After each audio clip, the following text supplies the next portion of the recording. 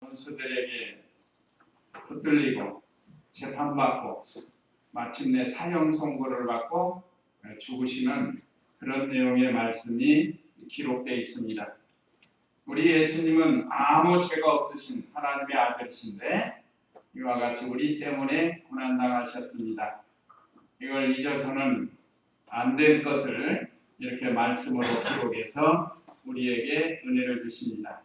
그래서 이번 한 주간이라도 주님께서 나 위해서 고난당하신 것 기억하면서 고난에 동참하는 그런 시간 되시기 바랍니다. 오늘 오전 예배 말씀 요약 참조하시면 첫째, 제목은 예수님이 정하신 성찬. 우리가 교독한 내용대로 예수님이 정하신 성찬. 첫째는 유월절 잔치를 준비하게 하심. 성찬식은 유월절을 통해서 정해졌습니다. 그래서 유월절 잔치를 준비하신 17절로 19절.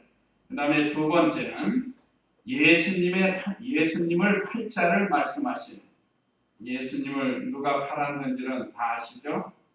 예수님의 팔자를 통해서도 우리에게 교훈을 주십니다. 20절로 25절. 그 다음에 성찬 예식을 정하신 예수님 26절로 30절. 그러면 17절 읽어보시기 바랍니다.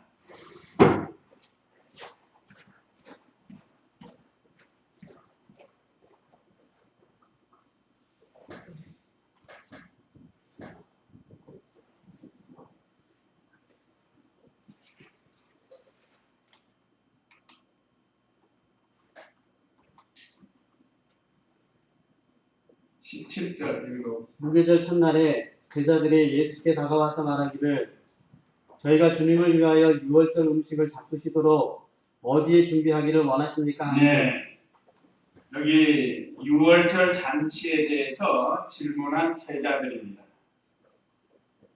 17절 보면 무교절 첫날에, 무교절 유월절은 같은 절기에 있습니다. 무교절은 정월 14일부터 7일 동안 21일까지 7일 동안 지키는 이스라엘 백성들의 절기입니다. 그 안에 14일 저녁부터 15일까지가 유월절을 지키게 됩니다. 그래서 이 유월절은 이스라엘 백성에게 있어서 가장 큰 절기입니다. 절기. 세 가지 절기가 구약시대에도 있었지만 그 중에 제일 큰 절기, 신약시대에는 성탄절과 부활절과 그 다음에 추수감사절 3대 절기로 이제 새롭게 이렇게 우리가 지키는데 구약시대 유월절은 큰 명절, 절기라고 할 수 있습니다. 이건 출애굽기 12장에 보면 이스라엘 백성이 애굽에 이집트에서 나올 때 10가지 재앙 중에 마지막 장자 재앙을 하나님이 내리십니다. 근데 모든 사람의 가정의 장자는 다 죽고 짐승의 첫 태생, 처음 짐승은 다 죽습니다.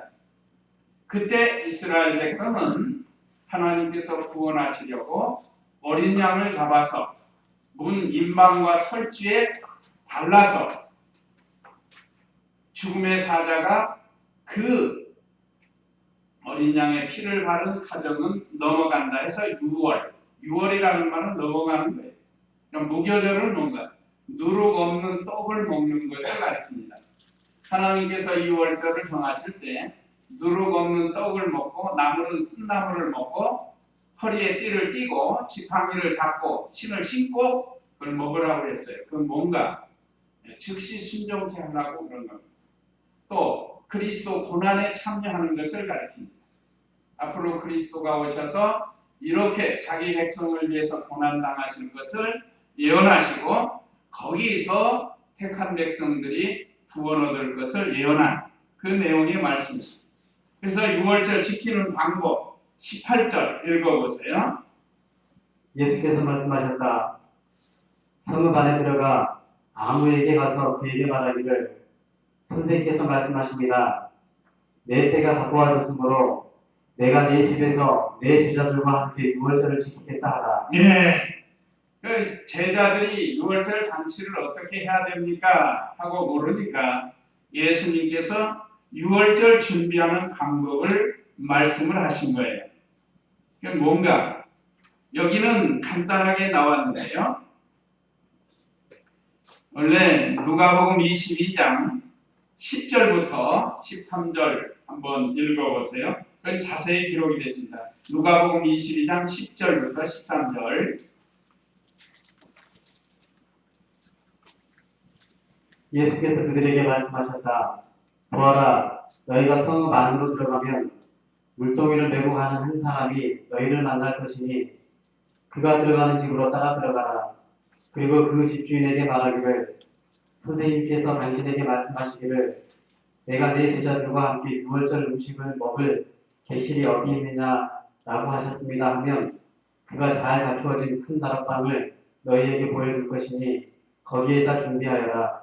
그들이 나가 예수께서 그들에게 말씀하신 대로 발견하고서 유월절을 준비하였다. 예, 읽어보세요. 예수님께서 누가복음에서는 자세히 가르치겠습니다. 그래서 성경의 사복음서에 보면 이 서로 보충해서 마태복음에 없는 내용을 누가복음 또는 요한복음, 마가복음에서 서로 보충해가지고 진리를 이렇게 잘 나타냅니다. 여기는 한마디로 말하면 마가 요한의 다락방입니다. 그 한 여인은 요한의 어머니가 물동이를 이고 물을 잃어가지고 간답니다. 그러니까 예수님은 이때는 신성으로서 말하신 겁니다. 예수님은 인성과 신성이 있으셔가지고 그 요한의 어머니가 물을 떠가지고 동이에 이고 갈 것을 아시고 이렇게 말씀을 하신 거예요. 또 그 집은 주님이 쓰시겠다 하면 언제고 내놓은 그런 믿음이 있는 걸 아신 거예요. 그래서 성경에 보면 하나님이 쓰신다고 하면 즉시 순종해서 내놓는 사람이 있어요. 그러나 어떤 사람들은 거짓말하고 속이고 그래가지고 심판받는 경우도 있습니다. 그 구약 시대에는 아간의 가정이 그랬죠. 신약 시대에는 아나니아와 삽비라가 하나님 말씀을 거역하고 불순종해가지고 심판을 받았어요. 자, 오늘 여기 마가 요한의 다락방은 이렇게 주님이 쓰시겠다 하면 잘 준비해 놓을 것이다. 그렇게 주님이 말씀했어요. 여기서 제자들은 또 순종을 한 겁니다. 에이, 설마 가다가 못 만나면 어떻게 할까? 그럴 수도 있잖아요. 그러나 예수님 말씀은 반드시 될 줄로 믿습니다 하고 나간 거예요. 아브라함이 본토 친척 아비집을 떠나서 갈 바를 몰랐지만 순종해서 나가가지고 믿음의 조상이 된 것처럼 그 예수님께서 최후 일주간을 보면 맨 첫 번째가 그 나귀를 타고 예루살렘에 입성을 하십니다. 그 나귀 주인도 마찬가지예요. 제자도 둘을 보내가지고 그 저기 길가에 가면 나귀가 있다. 그를 가서 풀러오너라. 그러면 그 나귀 주인이 여보시오 이거 뭐에 쓰려고 그럽니까? 하고 물을 거라는 거예요. 왜 남의 거 손댑니까? 하고 물을 거라는 거예요. 그때 주님이 쓰시겠다라고 대답하라고 그랬어요. 그러면 나귀 주인이 줄 것이다. 왜 나귀를 말씀을 하셨는가? 그건 성경에 스가랴에 기록이 됐거든요. 예수님께서 나귀 타고 입성하신 예루살렘에 들어오시는 거예요. 보통은 말을 타는데 왕들은 말을 타요. 근데 우리 예수님은 나귀를 타셨다. 그것은 겸손의 왕, 평화의 왕으로 오신다는 그런 뜻이에요. 자, 그래서 예수님께서 말씀하신 대로 그 나귀 주인은 그래요? 어서 가지고 가세요. 그럼 왜 이런 믿음이 됐을까? 나귀를 볼 때마다 아까 말씀드린 스가랴에 있는 말씀을 늘 기억한 거예요. 우리 주님이 오시면, 메시아가 오시면 나귀를 타고 예루살렘에 들어가신다고 했다 하는 그 선구가 있거든요. 그걸 늘 기억한 거예요. 그래서 그 나귀 새끼 볼 때마다 혹시 우리 주님이 오시면, 메시아가 오시면 이 나귀를 타고 하고 늘 준비된 신앙이야. 오늘 여기 마가 요한의 다락방도 마찬가지야.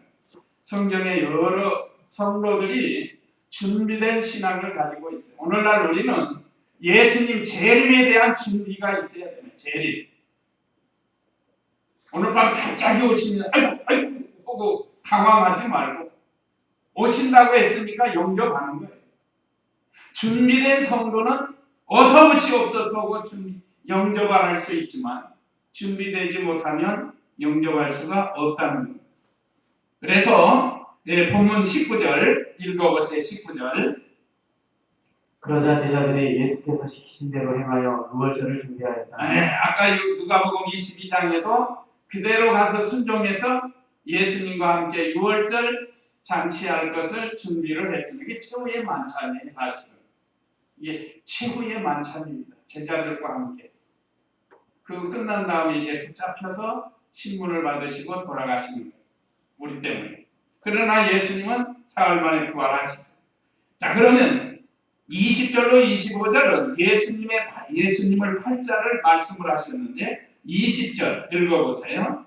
저녁 때가 되자 예수께서 12제자들과 함께 식탁에 앉으셨다. 네, 여기서는 12제자는 가룟 유다도 포함이 돼 있어요. 현재는 이제 가룟 유다가 자살을 해가지고 죽은 다음에는 이 마띠아가 대신 들어갔다가 정식 사도로 바울이 들어가는데, 12제자 베드로, 안드레, 야고보, 요한에서 쭉 12제자가 함께 그 만찬석상에 앉게 되어 있습니다.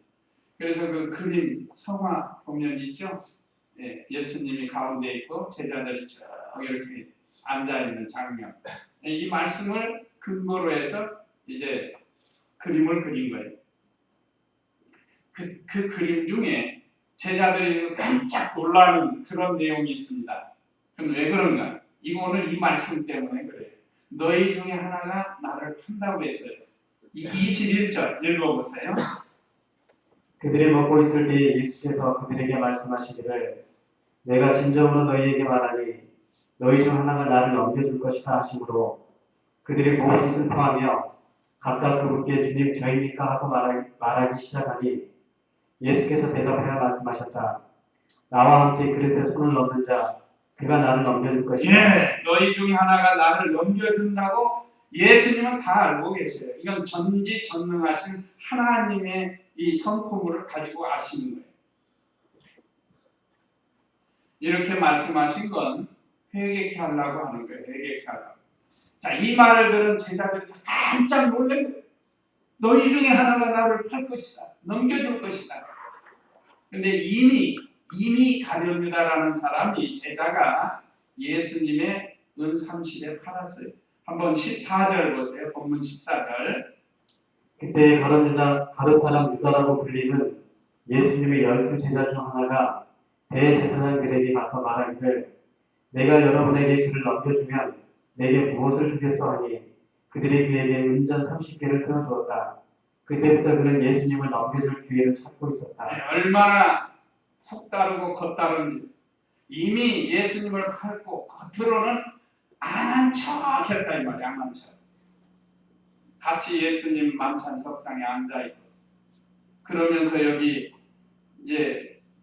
가룟 유다가 납니까? 하고 말도 하잖아요. 그 25절에 그거예요. 그러자 예수님을 넘겨줄 유다가 말하기를 랍비님 전입니까? 자, 14절에서는 이미 팔아먹었어요. 30하고. 그런데 아닌 것처럼 뻔뻔스럽게. 이게 바로 속다르고 겉다른 모습. 이게 우리 인간의 모습입니다. 우리도 생활하다 보면 이럴 때가 많아요. 겉으로는 아닌 척하면서 이럴 때가 많이 있다 이거예요. 그러니까 그러지 말라는 거예요. 그래서 예수께서 그에게 말씀하셨는데 내가 말하겠다. 그런데 문제는 그가 차라리 나지 않았으면 좋겠다는 것이에요. 24절에 보면 인자는 자신에 관하여 기록된 대로 떠나가지만 인자를 넘겨주는 그 사람에게는 화가 있다. 그 사람은 차라리 태어나지 않았더라면 자기에게 더 좋았을 것이다. 예수님께서 예수님 넘기는 자는 화가 있다고 그랬어요. 이건 어느 시대나 있어요. 어느 시대나. 예수님 믿는다고 하면서 순식간에 배신을 하는 사람.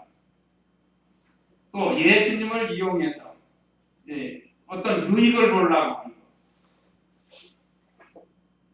이런 것들이 약한 마음을 가지고 예수님을 이용해서 이건 유익을 보는 사람 얼마나 많아요. 이단들도 그렇고 심지어 교회 안에도 그런 사람들이 있다 이 말이죠. 그러니까 그러지 말라는 거예요. 그러니까 우리는 예수님을 파는 자리에 들어가지 말라는 거예요. 지금은 잘 몰라요. 사람. 그러다가 어려움이 오면 예수님을 파는 아니라고 부인하고 이제 그건 다음에 나옵니다. 베드로처럼. 다음 시간 이제 고난주 시간에 나오는데 자, 그 다음에 오늘 세 번째 성찬 예식을 정하신 예수님 26절로 30절인데 성찬 예식 할 때마다 이 말씀 또는 고린도전서에 있는 말씀을 가지고 성찬 예식을 거행하게 되는데 자, 26절 읽어보세요. 그들이 먹고 있을 때 예수께서 빵을 가지시고 축복 기도를 드리신 후 떼어서 제자들에게 주며 말씀하시기를 받아서 먹어라 이것은 내 몸이다 하시고 여기 26절은 여기 빵은 예수님의 살을 상징한다고 했습니다. 자, 그들이 먹고 있을 때 예수께서 빵을 가지시고 축복 기도를 드리신 후 떼어서 제자들에게 주며 말씀하시기를 받아서 먹어라. 이것은 내 몸이다 하시고 우리가 이 말씀을 근거로 해서 우리가 성찬식을 거행하게 됩니다. 그러니까 우리가 성찬식 거행할 때 예수님이 우리를 위해서 살을 내어주셨다. 그러면 몸을 내어주신 거예요. 몸. 그래서 우리의 생명의 양식이 된다는 것.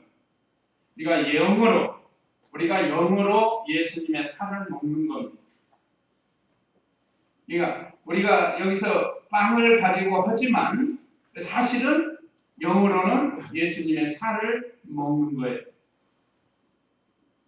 그러니까 뭘로 먹는가? 믿음으로 먹는 거예요. 믿음으로. 빵이지만 예수님의 살이다. 이건 영원한 생명의 양식이다. 영생의 양식이다. 그걸 이 믿음으로 우리가 이 의식을 통해서 예수님의 살을 먹고 영생을 얻는 것. 그 다음에 27절, 28절 읽어보세요. 또 잔을 들고 감사 기도를 드리신 후에 그들에게 주시며 말씀하셨다. 너희 모두 이것을 마셔라. 이것은 죄 용서를 얻도록 많은 사람을 위하여 흘리는 나의 피, 곧 언약의 피다. 여기 포도주는 예수님의 피를 상징한다고 했습니다. 또 잔을 들고 감사 기도를 드리신 후에 그들에게 주시며 말씀하셨다. 너희 모두 이것을 마셔라. 이것은 우리를 위해서 흘리는 피라고 했습니다. 죄 용서를 얻도록 많은 사람을 위하여 흘리는 나의 피, 곧 언약의 피이다. 특별히 우리 기독교는 예수님의 피로 구속을 받는 이런 종교입니다. 구약시대에는 짐승들을 제사 드리면서 그 피로 장차 예수님이 오셔서 피 흘려 속죄해 주실 것을 믿습니다 하고 이 구약시대 성도들은 구원을 받았고 오늘 우리는 예수님이 오셔서 피 흘려 주신 것을 믿고 구원을 받고 우리가 그 은혜에 참여하게 되는 겁니다. 자, 이렇게 하나님의 아들 예수님은 하나님께서 택하신 백성들을 구속하기 위해서 자신의 몸과 피를 다 쏟아서 우리들을 위해서 내어주셨습니다. 우리가 다시 한번 기억하면서 이 피로 말미암아 우리 과거, 현재, 미래의 죄를 다 속량받았습니다. 이게 얼마나 감사해요. 구약성경, 신약성경 히브리서 9장 22절에는 피 흘림이 없은즉 죄사함이 없느니라. 피가 없이는 죄사함 받을 길이 없습니다. 그러니까 어떤 이종구에서 구원이 있다고 하는 건 아니에요. 그리스도의 피가 아니면 구원받을 길이 없어요. 그래서 고린도전서 11장 23절로 29절에 보면 주님 오실 때까지 이것을 기념하라고 하셨습니다. 또 이걸 전하라고 했습니다. 그래서 이렇게 전하는 우리 성도들도 나가서 전해야 돼요. 그리스도의 피로 말미암아 우리가 죄 사함을 받았다. 그 다음에 27절로 29절에 보면 자기를 살핀 후에 참여하라고 했습니다. 그럼 왜 그런가? 어떤 은밀한 죄를 지었거나 큰 죄를 졌으면 그건 참여해서는 안 된다는 거예요. 그러면 살인, 강도, 강간 이런 건 아주 큰 죄잖아요. 그런 거 하면은 안 돼. 그러나 우리가 참 실수, 연약해서 서서한 죄들은 회개하면서 이 성찬식에 참여하는 거예요. 그래서 우리에게 주시는 교훈 1, 2, 3 읽고 마치면서 성찬식 거행하도록 하겠습니다. 자, 우리에게 주시는 교훈 1. 가룟 유다처럼 죄를 짓지 말라는 겁니다. 그 다음에 2. 예수님이 정하신 성찬을 바로 알고 행하라는 거예요. 그 다음에 3. 예수님의 살과 피로 말미암아 우리가 구원받고 영생 얻은 것, 이거 늘 감사하면서 예수님을 따라가는 그런 우리가 되어야 되겠습니다. 이제 성찬식을 거행하도록 하겠습니다.